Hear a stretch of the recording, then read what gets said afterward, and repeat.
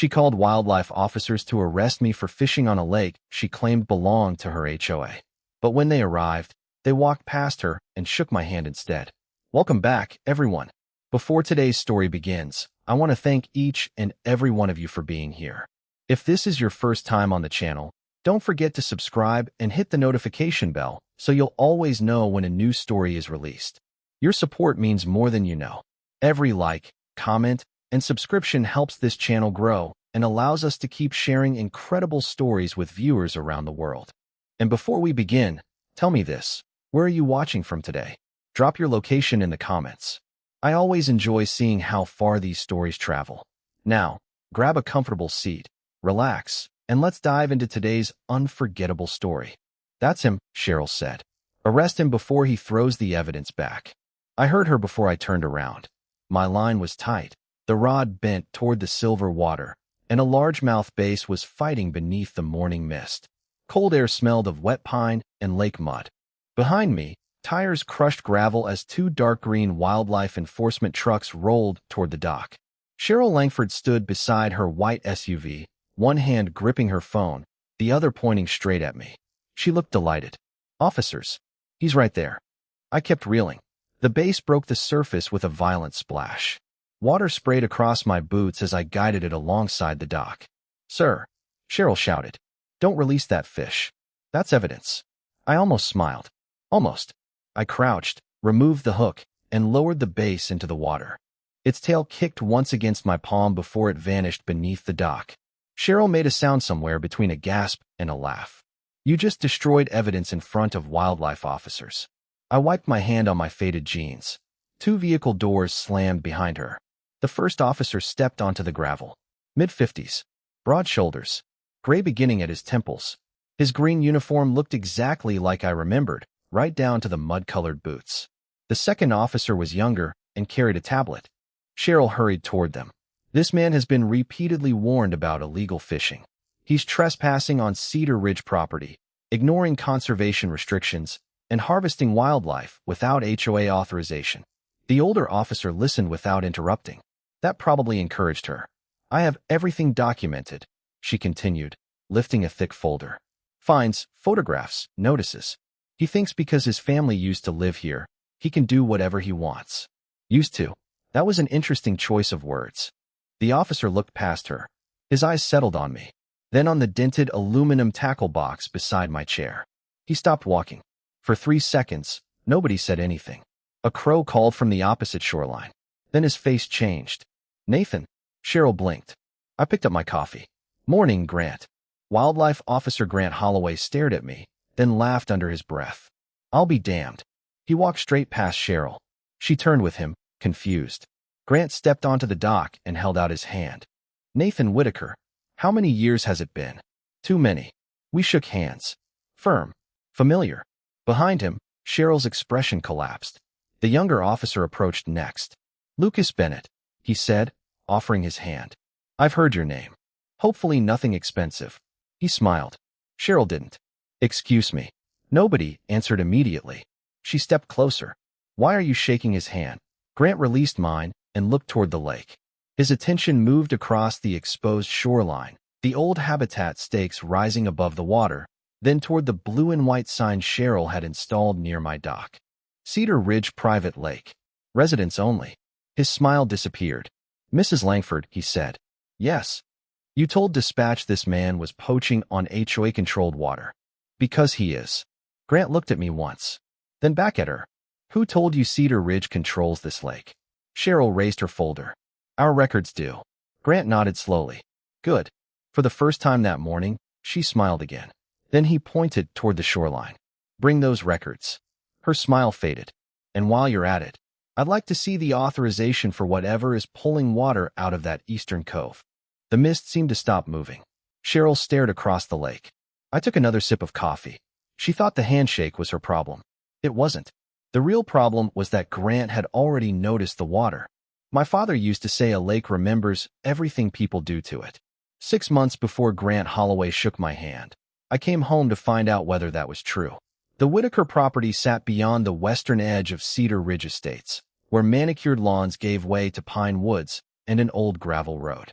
My father, Raymond, had lived there for 41 years. After he died, the place became mine.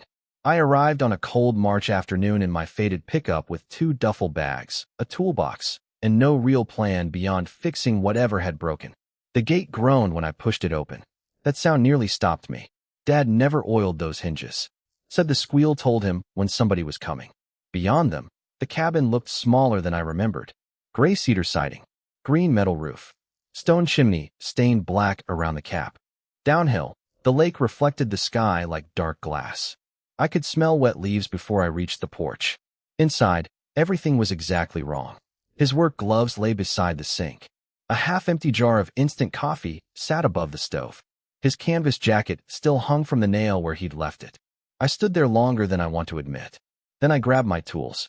Grief is easier when something needs screws. The next week became boards, nails, leaking pipes, and sore muscles. I replaced 2 dock planks, repaired the pump house door, cleared storm debris from the shoreline, and slept hard enough not to dream. On Thursday, I found Dad's old aluminum tackle box beneath his workbench. I knew every dent in that thing. As a kid, I'd carried it down to the lake while Dad carried the rods. But when I opened it, there weren't many lures inside. There were documents. A folded property survey, the original deed, several water management agreements, a thick green binder labeled Watershed Habitat Restoration. Underneath it was an old photograph. 3 men stood waist-deep in the lake. Dad was in the middle, grinning beneath a sun-bleached cap. Grant Holloway stood on his right. I was on his left, 15 years younger, wearing chest waders and holding a measuring board. I stared at that photograph for a while. Then I put it back. My old career wasn't why I'd returned. I hadn't come home to be Dr. Nathan Whitaker, fisheries habitat specialist. I came home to be Raymond's son. The following morning, I walked the northern shoreline with coffee in one hand and pruning shears in the other. Near an old cottonwood, something metallic caught the sun. I kicked away pine needles. A brass survey marker sat flush with the ground. Whitaker tract, north boundary. I crouched and brushed dirt from the lettering. Dad had shown it to me years earlier. I photographed it almost out of habit. That picture would become important. At the time, I was more interested in fishing. I spent that evening repairing Dad's favorite spinning reel. At sunrise, I carried it down to the dock, opened the tackle box, and tied on a small crankbait. The first cast landed perfectly beside the reeds. The second caught nothing. On the third, I heard an electric motor whining through the trees. A golf cart appeared on the trail. The woman driving it wore a cream vest, spotless white shoes, oversized sunglasses, and an expression suggesting she'd discovered someone sleeping in her living room. She stopped 20 feet away. "Excuse me." I lowered the rod. "Morning." She looked at the lake, then at me. "Are you fishing?" I glanced at the rod in my hand. That's the theory. She didn't appreciate that. "I'm Cheryl Langford, president of the Cedar Ridge Homeowners Association." Nathan Whitaker. No recognition. Instead, she reached into a leather folder and produced a glossy blue permit form. "Then, Mr. Whitaker, before you cast another line, you'll need to pay $75. I looked at the form, then at my father's dock. "For what?" Her smile was polished and effortless. "Permission to fish our lake." That was the moment the whole thing started. "Permission to fish your lake?" I repeated the word slowly because sometimes people deserve one chance to hear how ridiculous they sound. Cheryl's polished smile stayed perfectly still. "Correct." I looked past her toward the water. Morning sunlight had started burning through the mist, turning the eastern shoreline gold. "My father fished here for 40 years. I'm sure he did. So did I."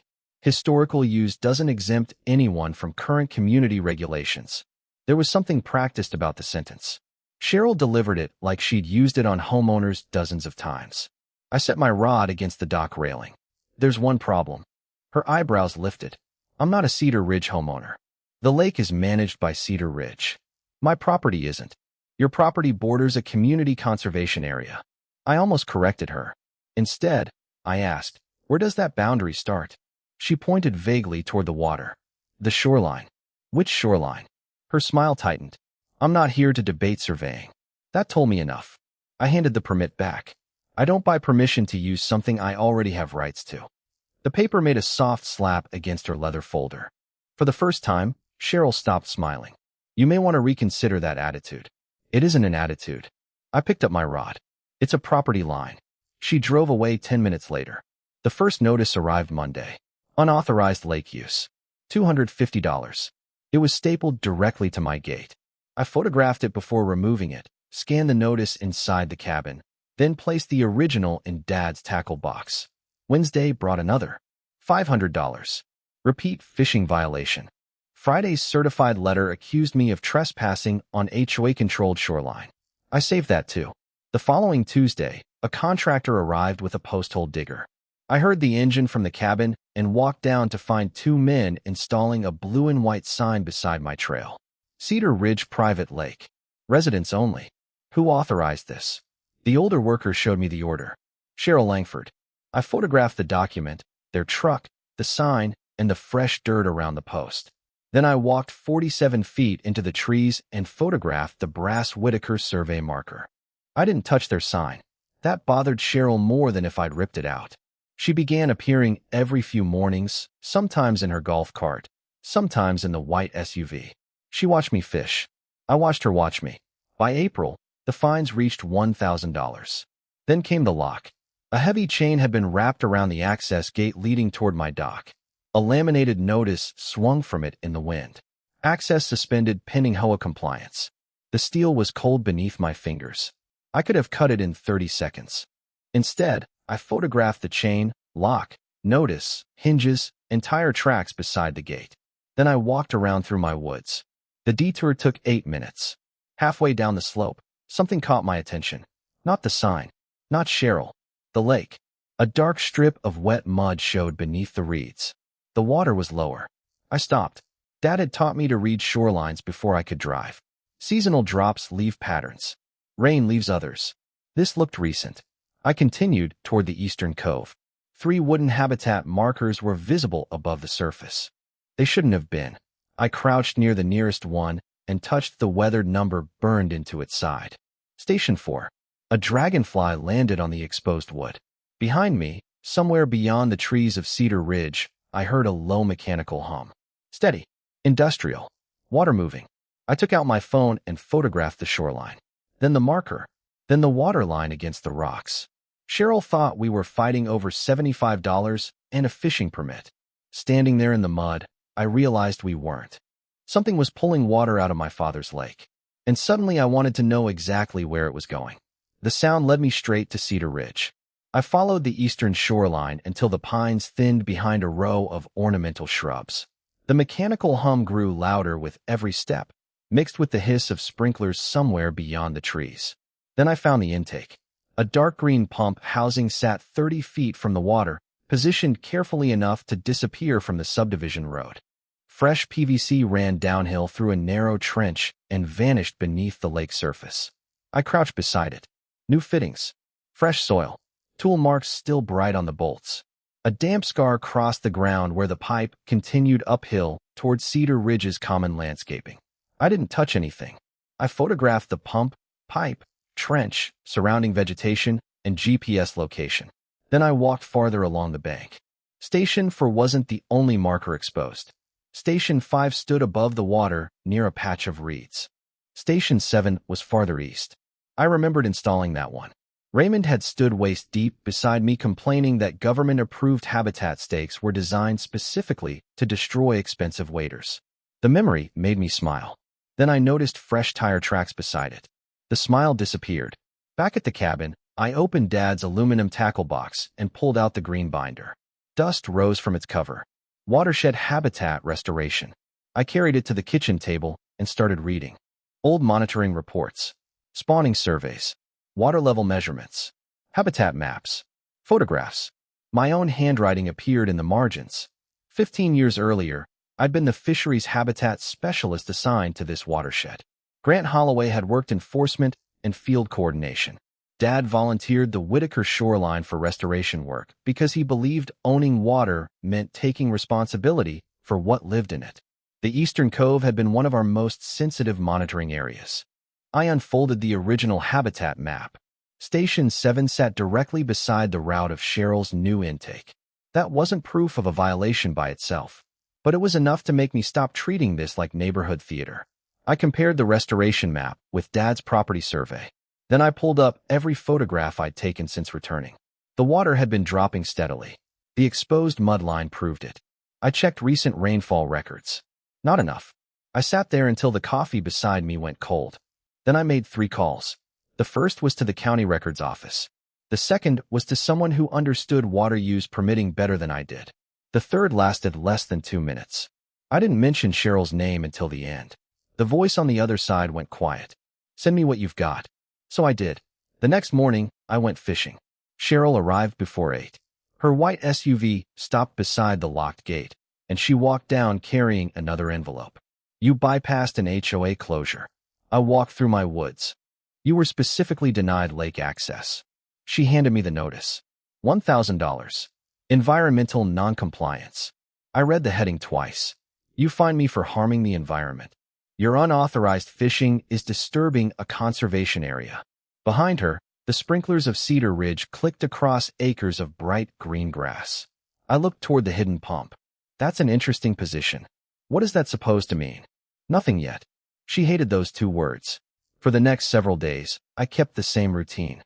Coffee, dock, fishing rod, camera. Cheryl watched from across the lake. Every morning I refused to react. She became more convinced I needed a bigger threat. Finally, Saturday arrived.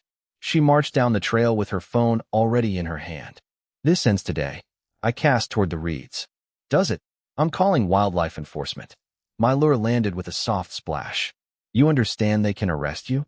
I slowly turned the reel. "If that's what they find, sure." Her thumb hovered over the screen. She expected fear. What she got was me pouring another cup of coffee. "Go ahead, Cheryl." She made the call. And while she confidently reported an illegal fisherman trespassing on Cedar Ridge's private conservation lake, I watched the ripples spread across the water. Because the third person I'd called earlier that week was Grant Holloway, I knew exactly who might be coming. Cheryl didn't.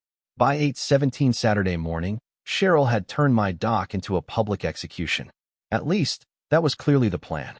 2 Cedar Ridge board members stood near her SUV. A security guard waited beside the chained gate.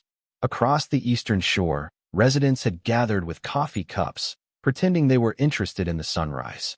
Cheryl had brought witnesses. I brought bait. "You still have time to leave voluntarily," she said. I checked the drag on my reel. From my dock. From HOA-controlled water. I looked at her. "Let's wait for the people you called." Her jaw tightened. 7 minutes later, tires cracked over gravel. 2 dark green wildlife enforcement trucks emerged through the pines. That was where the morning caught up with the scene you already know. Cheryl hurried forward before the engine stopped. "That's him. Arrest him before he throws the evidence back." I had a base on the line. The fish broke the surface, twisting silver green beneath the mist. I brought it alongside the dock, removed the hook, and released it. Cheryl nearly shouted herself hoarse. Grant Holloway stepped from the first truck. Lucas Bennett followed with a tablet. Cheryl unloaded 6 months of accusations in less than a minute. Illegal fishing, trespassing, protected habitat, repeated refusal to comply. Then Grant saw me. "Nathan." "Morning, Grant." He walked past Cheryl and shook my hand. That handshake changed every face along the shoreline. Lucas introduced himself and did the same. Cheryl stared at us. "You know him?" Grant nodded. "Nathan worked fisheries habitat for this watershed." "Worked?" she snapped. Past tense. "Correct," I said. She pointed toward me. "Then his old job is irrelevant. It doesn't make this his lake." I set my coffee down. "You're absolutely right." That confused her more than arguing would have. I opened Dad's aluminum tackle box. The latch clicked. Under the old photograph and green restoration binder sat the deed and recorded survey. I handed both to Lucas. "My rights don't come from my old job." He unfolded the survey across the hood of his truck. Cheryl stepped closer. "Our association has maps too." "Bring them," Grant said. She retrieved her folder. Lucas compared the documents, then entered the parcel information into his tablet. His finger traced the screen. "The county parcel record matches the Whitaker survey." Cheryl shook her head. "That can't be right." Grant looked toward the sign beside my trail. "Cedar Ridge Private Lake. Your boundary doesn't appear to be where that sign says it is." One board member quietly lowered his coffee. Cheryl recovered fast. "Even if there's a boundary dispute, he's still violating conservation restrictions." Grant turned toward me. "License." I handed it over. Current. Keeping anything. Catch and release. Restricted gear? No. He returned the license. Then his eyes moved toward the exposed habitat stakes. That was the moment the real investigation began. Grant walked down the shoreline. Lucas followed. Cheryl followed them both. Officers, the fisherman is the complaint. Grant stopped near Station 4. Mrs. Langford, you reported environmental damage.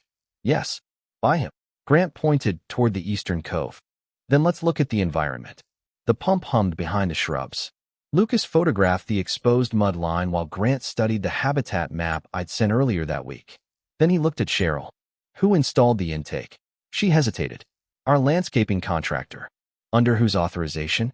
The HOA manages this lake. Grant glanced at the survey in Lucas's hands. That's what we're trying to establish. For the first time, Cheryl's voice lost its certainty. This is supposed to be about him. Grant walked toward the pump. No, ma'am. He pointed at the lowered shoreline. This is about whatever the evidence shows us. Cheryl had called wildlife enforcement expecting handcuffs. Instead, the officers she summoned were photographing her water line. And we still hadn't reached Station 7. Station 7 was lying in the mud. Not leaning. Not weathered loose. Cut. The wooden habitat marker had been severed 6 inches above the ground, its numbered top half tossed beneath a cluster of reeds beside the intake trench. Grant crouched without touching it. Lucas. The younger officer raised his camera. Click. Click. Click. Cheryl stood behind them with her arms folded. That could have happened years ago. No, I said. She turned. I pulled out my phone and opened a photograph from 12 days earlier. Station 7 stood intact above the lowered water line, the number clearly visible. The timestamp sat beneath it. Grant compared the image with the severed post. Send that to Officer Bennett. I did. Cheryl shook her head. You're taking his word over mine? Grant remained crouched. I'm taking photographs over everyone's word. That shut her up for several seconds. Lucas examined the exposed cut. The wood inside was pale compared with the weathered exterior. Recent mechanical cut, he said. Grant nodded toward the trench. Same path as the intake. One of the Cedar Ridge board members had followed us down the bank. Tall guy. Red jacket. Nervous hands. His name was Douglas Pierce. He stared at Station 7. I told Cheryl those markers might matter. Her head snapped toward him. Doug. He ignored the warning. The contractor asked whether they could remove them. Grant stood. When? Late March. And what were they told? Douglas swallowed. Cheryl said they were abandoned survey stakes. They were, she interrupted. As far as we knew. I opened Dad's green binder. No. I removed the habitat map and unfolded it across a flat section of dock. Each monitoring station was numbered. 4, 5, 7. Grant pointed at the legend. These aren't property markers. They identify restoration monitoring locations, I said. Cheryl gave a short laugh. From 15 years ago. Correct. So they're obsolete. That's not your decision. The words came from Grant. Not me. Her expression changed. Lucas photographed the map, then walked toward the pump housing. Do you have a water withdrawal permit number? Cheryl hesitated. The contractor handled permits. Do you have a copy? Our management office keeps project records. Grant nodded. Preserve all of them. What does that mean? It means don't delete emails, invoices, meeting minutes, work orders, photographs, or contractor communications. The wind moved through the reeds. Cheryl's face lost color. This is becoming ridiculous. Grant looked at the lowered lake. No, ma'am. It's becoming documented. Douglas stared at the ground. Then he spoke again. The pump was Cheryl's proposal. She spun toward him. It was approved by the board. After you told us Cedar Ridge controlled the lake. Another board member had joined us. He didn't defend her. That silence mattered. Lucas checked something on his tablet. I've got the county parcel overlay. He rotated the screen toward Grant. The intake crossed the recorded Whitaker side access boundary before reaching the water. Grant studied it. Then he looked at my deed. Then Cheryl's HOA map. 3 versions of authority were sitting in front of him. Only one matched the county record. Cheryl pointed at me. This man disappeared for years.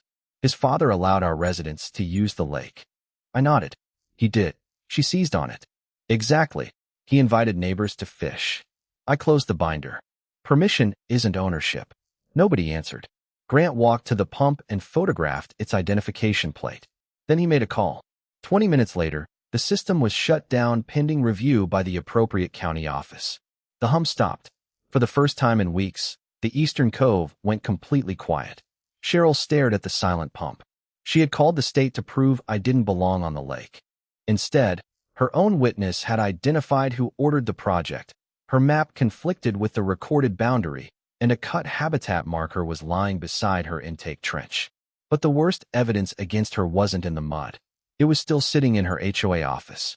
Emails, invoices, meeting minutes, and every notice she'd signed with her own name. 3 days after the pump went silent, Cheryl discovered what "preserve everything" actually meant. The Cedar Ridge Board called an emergency meeting for Thursday night. Before that happened, Douglas Pierce called me. His voice sounded tired. "Nathan, there are emails you need to know about." I stood on Dad's porch watching rain stipple the lake. "What kind of emails?" "The kind Cheryl probably wishes she hadn't written." Douglas explained that the board's attorney had ordered all records related to lake access, irrigation, fishing permits, and my violation notices collected immediately. That opened a cabinet Cheryl had apparently assumed nobody would ever inspect. There were contractor invoices, internal messages, meeting notes, permit fee spreadsheets, and emails. Lots of emails. One from February caught Douglas's attention. Cheryl had written that the Whitaker property appeared effectively abandoned after Raymond's health declined. Another instructed management to begin treating the western shoreline as part of Cedar Ridge's recreational zone. No deed, no recorded transfer, just a decision. Then Douglas read me the sentence that changed everything. Once residents become accustomed to HOA control, future ownership objections should be easier to manage. Rain tapped against the porch roof. I said nothing. "You still there?" "Yeah." I was looking at Dad's dock. For months, I'd wondered whether Cheryl genuinely believed Cedar Ridge owned the lake. Now I had my answer. She hadn't inherited a mistake. She had manufactured one. The next morning, Grant emailed me a copy of the preliminary incident summary. It was careful, professional, no dramatic accusations, but the facts were brutal enough. No fishing offense observed. Valid fishing license confirmed. Whitaker parcel documentation consistent with county records. Unauthorized water withdrawal under review. Possible disturbance of marked habitat location documented. Additional records requested. The report existed for one reason. Cheryl had called wildlife enforcement. I printed it. Then I laid every piece of the story across Dad's kitchen table. Her first $250 notice. The $500 repeat violation. The $1,000 environmental fine. Photographs of the private lake sign. The locked gate. Station 7 before the cut. Station 7 afterward. The pump. The survey marker. Dad's deed. The restoration map. The preliminary report. Paper covered the table from edge to edge. Cheryl had spent 6 months building what she thought was a case against me. All she'd really done was date stamp her own escalation. That afternoon, Lucas called. We received copies of the contractor communications. And a pause. The intake crew asked twice whether Cedar Ridge had shoreline authorization. I leaned against the workbench. What were they told? That the HOA had established control through long-standing community use. There it was again. Control. Not ownership. Not permission. Control. And Station 7. There's a work note. My grip tightened around the phone. What does it say?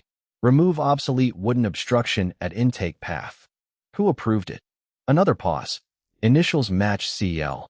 I looked toward the lake. Cheryl Langford. By Thursday evening, cars filled the clubhouse parking lot. Word had traveled. Residents weren't coming to hear about one fisherman anymore. They wanted to know why they'd paid Cedar Ridge for lake privileges the association might never have owned. I parked beneath a maple tree and lifted Dad's aluminum tackle box from the passenger seat. Its handle felt cold in my palm. Inside, I placed the deed, survey, restoration records, photographs, notices, and Grant's incident summary. The old photograph went on top. Dad, Grant, me, standing waist deep in the water Cheryl had tried to sell back to me for $75. Through the clubhouse windows, I could see Cheryl at the board table. Navy blazer, perfect hair, stacks of documents arranged around her like barricades. She looked prepared. So was I? The difference was simple. Cheryl had brought arguments. I had brought dates, signatures, maps, photographs, and one official report she had personally caused to exist. I opened the clubhouse door. Conversation stopped. Cheryl looked directly at the tackle box in my hand. For the first time since we'd met, she didn't smile. I took the empty chair facing her. Then I set the box on the table. Metal struck wood with a hard, clean sound. The meeting hadn't started yet, but judging by Cheryl's face, she already knew how it was going to end. The first thing Cheryl did was accuse everyone else. The contractor misunderstood her. Management used outdated maps. Douglas had taken emails out of context. And I, apparently, had returned after years away determined to destabilize a peaceful community. She spoke for 12 minutes. I timed it. The clubhouse smelled of burnt coffee and damp coats. Rain clicked against the windows while nearly 60 residents sat facing the board table. When Cheryl finished, Douglas leaned toward his microphone. Nathan should respond. I opened Dad's tackle box. The latch snapped through the room. I placed the first notice on the table. March 19th, $250 for unauthorized fishing. Then the second, March 22nd, $500. Then the environmental fine. April 4th, $1,000 for allegedly disturbing a conservation area. Cheryl shifted in her chair. Those were issued under established policy. I placed the recorded survey beside them. This is the county-matched Whitaker boundary. Next came the deed. Then photographs of the brass marker. Then the HOA sign planted inside that boundary. Nobody interrupted. I laid down the picture of my chained gate. A woman near the front whispered, "They locked his property?" Cheryl reached for her microphone. I wasn't finished. The restoration map came next. I pointed to Station 7. Then I placed 2 photographs beside it. Before, after. One showed the numbered habitat marker intact. The other showed it severed beside the intake trench. Douglas slid a printed email toward the board attorney. This is the contractor asking whether those markers could be removed. The attorney read silently. His expression hardened. And this, Douglas continued, is Cheryl's approval. The room changed. Not loudly. People simply stopped looking at me. They looked at her. Cheryl leaned forward. I relied on information provided by management. Douglas pulled out another page. You wrote that the Whitaker property was effectively abandoned. Her face tightened.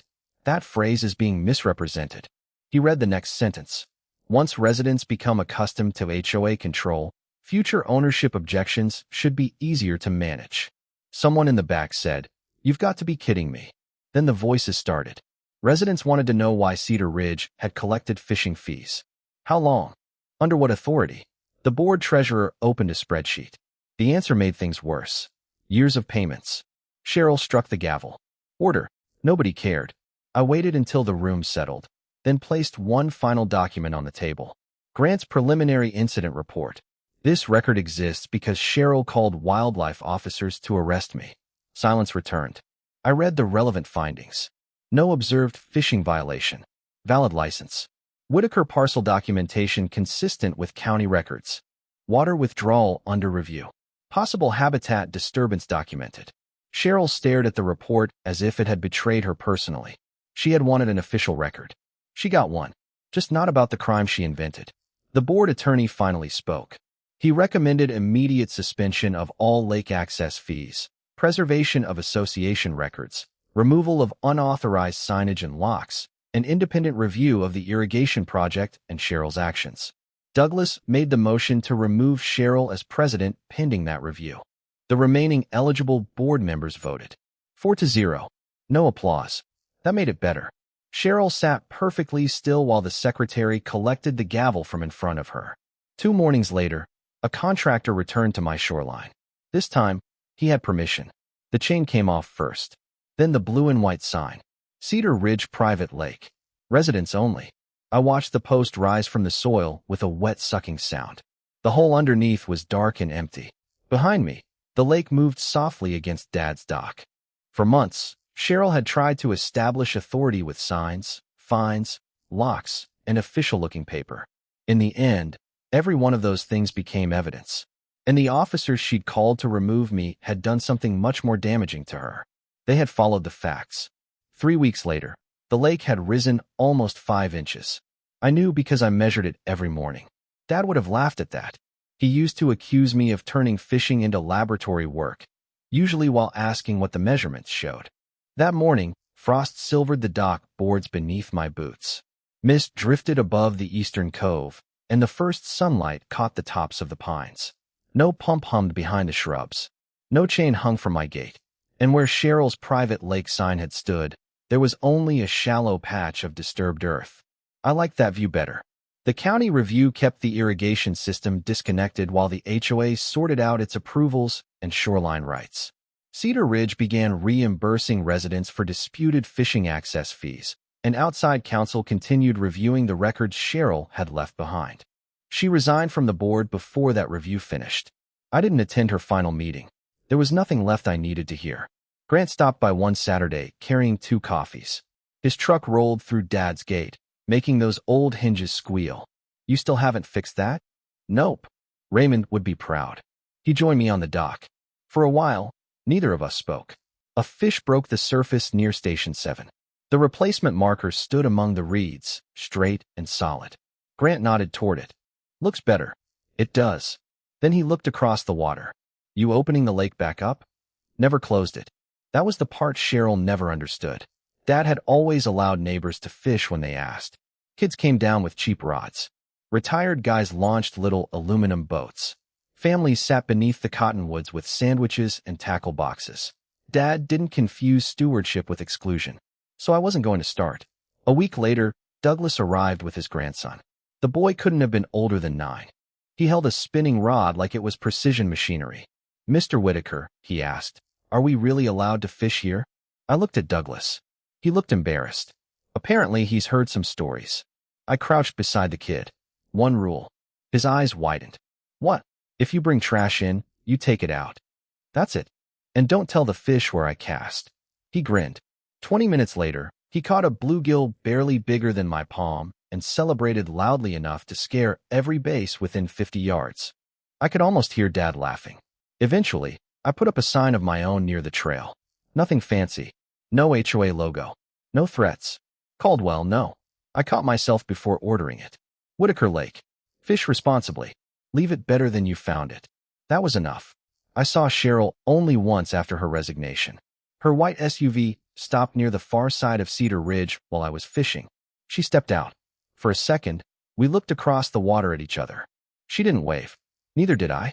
Then she walked inside. I felt no triumph. What I felt was quieter. The kind that comes when something is finally back where it belongs. My line tightened. I lifted the rod and felt a base pull hard toward deeper water. A minute later, I brought it alongside the dock. Healthy fish. Good color. I removed the hook and lowered it beneath the surface. It rested against my palm for half a second. Then it kicked free. Ripples spread outward. I watched them reach the reeds around Station 7. Cheryl had called wildlife officers because she wanted them to teach me who had authority on that lake. They did. They shook my hand first. Then they checked the license, the maps, the water line, the pump, the records, and every claim she'd made. That was the lesson she never expected. Authority isn't a title printed beneath your name. It isn't a fine, a lock, or a blue and white sign. Real authority survives inspection. Dad understood that. Standing on his dock that morning, I finally understood why he'd never needed to say it. Justice isn't loud. Sometimes it sounds exactly like water moving beneath a quiet dock after the machinery stops.